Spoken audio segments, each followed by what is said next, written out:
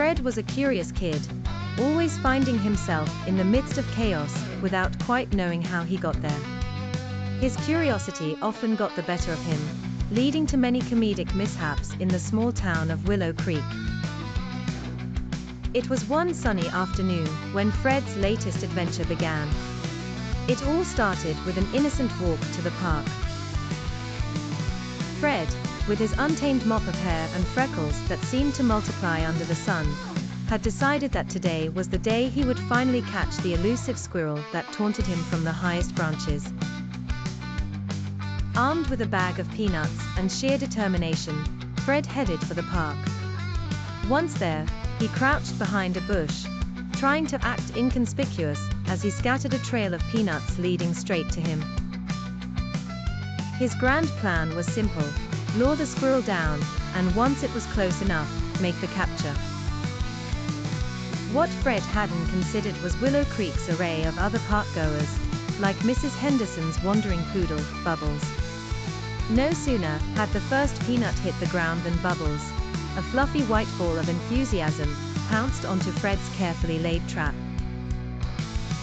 In a flash, all of Fred's peanuts were being gobbled up by the pudgy poodle, whose jingle bell collar was now ringing out a merry little tune.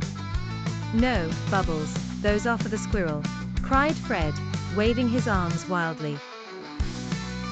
But Bubbles was unfazed, wagging her tail merrily, entirely delighted by this turn of events.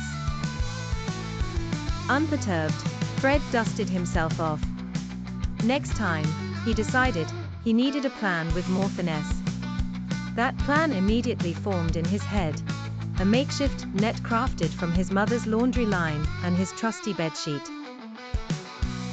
Fred raced home, grabbing the essentials before returning to the park, dreaming of squirrel snaring victory. Back at the park, Fred climbed onto a low branch, setting his cunning trap.